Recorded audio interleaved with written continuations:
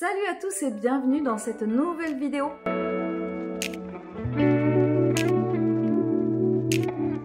Normalement, vous l'avez vu dans le titre, dans cette vidéo, je vais vous présenter les différentes catégories de mes piles à lire pour 2024. Et dans cette vidéo, je vais vous présenter également ma pile à lire pour le mois de janvier. Cette année, il y a 10 catégories pour mes piles à lire. Vous pouvez bien évidemment les reprendre, vous pouvez bien évidemment vous inspirer, vous pouvez bien évidemment faire vos propres catégories.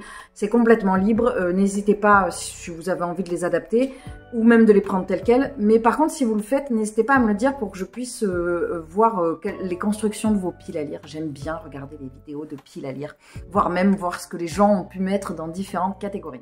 La première catégorie de cette pile à lire du mois de janvier, enfin de cette pile à lire de toute l'année, sera la catégorie cadeaux. Alors pour moi, c'est les cadeaux que j'ai pu avoir à Noël, que j'ai pu avoir à mes différents anniversaires, que certaines d'entre vous m'ont envoyé, parce que j'ai pas encore lu tout ce que vous m'avez envoyé, parce qu'il y en a plusieurs qui m'ont envoyé des petits cadeaux et je vous en remercie infiniment. Il y a plein de choses qui ont déjà été lues, mais il en reste encore un peu. Donc ça regroupe tout ce qu'il y a dans cette catégorie. Pour le mois de janvier, j'ai mis Les filles du manoir Foxcott de F. Chase, que j'avais eu à mon anniversaire il y a 2 ans. Cette autrice, je l'ai déjà découverte avec un manoir en Cornouailles, que j'avais beaucoup aimé, avec une double temporalité et un secret de famille. A priori, on est parti sur la même thématique avec ce livre, qui est, soyons honnêtes, extrêmement beau. La deuxième catégorie, il s'agit de la catégorie Brive. Ça fait 2 ans déjà que je vais à la foire du livre de Brive. L'année dernière, j'avais déjà cette catégorie dans ma pile à lire.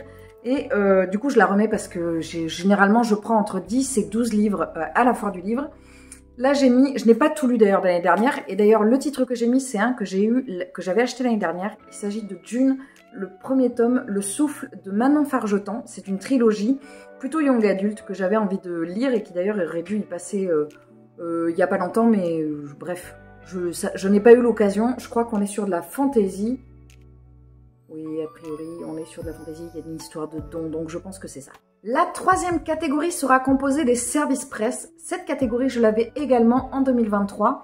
J'ai la chance de recevoir des services presse. Alors, j'ai un partenariat à l'heure actuelle pour 2024 avec la maison d'édition Inis et après et la maison d'édition M+ Édition. Et après, ce sont des services presse que je reçois des fois de certains auteurs ou certaines autrices qui me contactent, ou alors de maisons d'édition qui m'envoient des exemplaires uniques. Soit quand des fois je leur en fais la demande, alors j'ai beaucoup de refus, hein, ne vous leurrez pas, soit quand ils me l'envoient de même.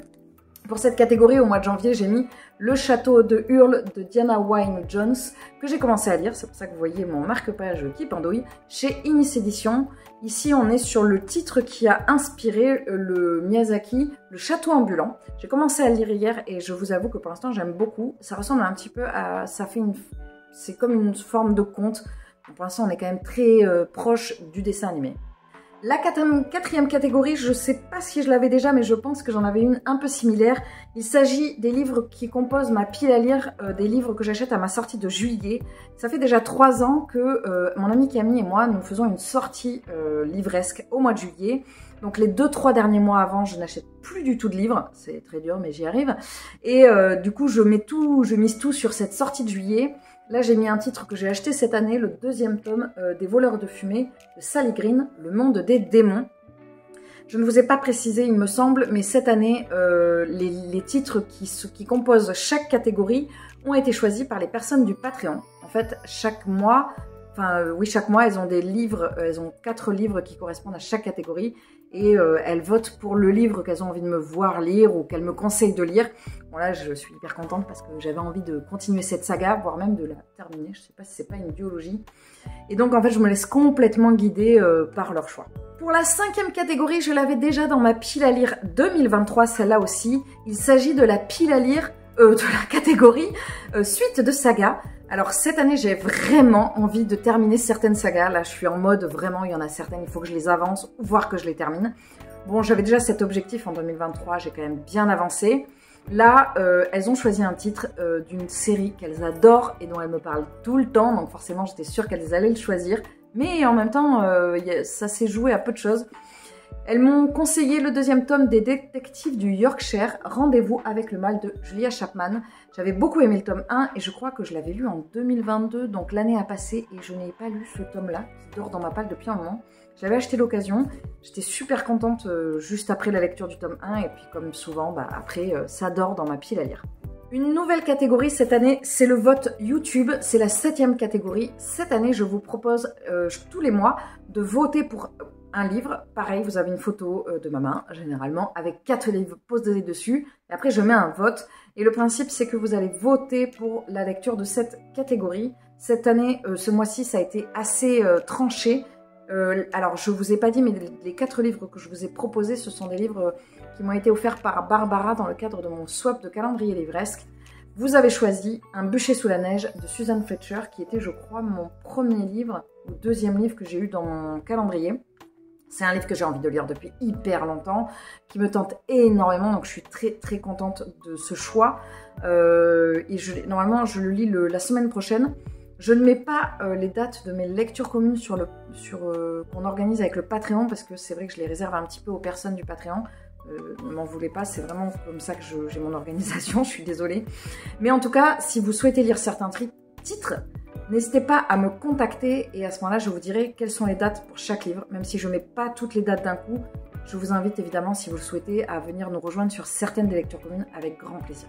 Une nouvelle catégorie cette année, c'est les auteurs ou autrices chouchous. Ces auteurs que j'ai envie de valoriser, ces auteurs dont j'adore la plume et avec qui j'ai vraiment envie de passer un moment.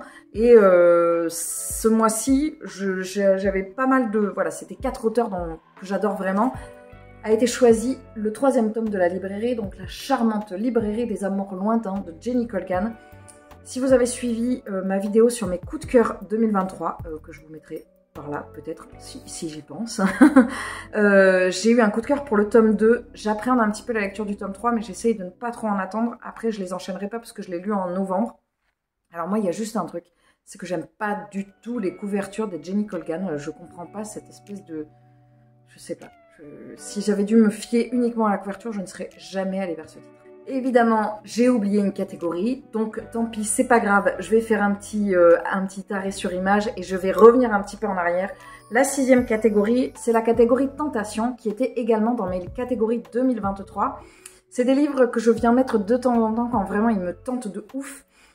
Des fois, ils y restent hyper longtemps et des fois, ils partent assez vite. Cette fois-ci, a été choisi pour moi, du coup, Là où chantent les écrevisses de Delia Owens. Un livre que j'avais très envie de lire et que je devais lire en lecture commune avec une amie. Bon, c'est un peu tombé à l'eau. Mais donc j'ai des très bons retours. Bon, après apparemment on n'est pas sur du funky, mais c'est pas très grave. Janvier, on a plutôt le moral, donc c'est le moment de lire un truc qui plombe un peu. La 9e catégorie, c'est le livre chanceux. Le principe, c'est que j'ai 2 verres avec moi. Les voici, les voilà. Dans ces 2 verres, il y a des petits papiers. Dans le premier verre, il y a des numéros, des lettres, donc A, B, C, D, E, F, G, bref. Autant de lettres que j'ai d'étagères de piles à lire. Et dessus, donc, par exemple, je viens piocher l'étagère B, là, en l'occurrence. Et j'ai un petit plan qui me dit laquelle dans ma maison correspond à l'étagère B. Et ensuite, je prends dans le 2e verre. Et dans le 2e verre, je prends un numéro. Et là, par exemple, le numéro, c'est le numéro 24. Et donc, le numéro 24 sera le numéro du livre que je dois choisir. Alors, si jamais j'ai pas 24 livres sur l'étagère, je repioche jusqu'à tomber sur un numéro d'un livre que j'ai. J'en ai mis pas mal parce qu'il y en a certaines étagères où j'ai beaucoup de livres. Et du coup, je viens sélectionner ce livre. Et c'est celui-ci que je lirai. C'est le livre chanceux, celui que je n'aurais pas du tout été pioché puisqu'il n'est pas dans une tentation, qu'il n'est pas dans les autres catégories. Pour le mois de janvier, je suis tombée sur Complot de Nicolas Beuglé, qui est le 2e tome d'une saga que j'avais commencé l'an dernier. Le premier tome, c'était Le Cri, que j'avais trouvé très perfectible. Il y avait plein de choses que j'avais pas du tout appréciées. Après, j'ai vu des bons retours sur ce 2e tome. Je vous avoue que je vais retenter l'aventure avec Complot. Si je vois que ça colle pas, je pense que j'abandonnerai Nicolas Beuglé parce que je sens que la plume ne fonctionne pas. La 10e catégorie sera un petit peu spéciale et elle sera réservée uniquement aux personnes du Patreon. Je suis désolée, j'ai l'impression d'en avoir parlé 15 000 fois sur cette vidéo, mais c'est parce que cette année, j'avais vraiment envie de valoriser les personnes du Patreon et de mettre en place un système où les personnes sont valorisées dans leur abonnement. Là, la lecture commune de ce mois-ci, ce sera Un parfum d'encre et de liberté de Sarah McCoy. Généralement, on choisit une lecture commune ensemble et on la lit sur le mois. Là, on attend une des personnes qui n'a pas encore récupéré son bouquin. On attend évidemment que tout le monde soit prêt ou prête. Et comme ça, on lit tous ensemble. Tous ensemble. Voilà, c'en est tout pour la présentation de mes piles à lire, de mes catégories pour ma pile à lire de 2024. Je suis assez contente parce qu'il y a certaines catégories que je pensais, que je réfléchissais depuis un moment.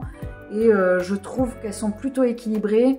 J'ai essayé de réorganiser mes piles à lire dans la maison en fonction des catégories, donc autant vous dire qu'il y a des piles de livres partout.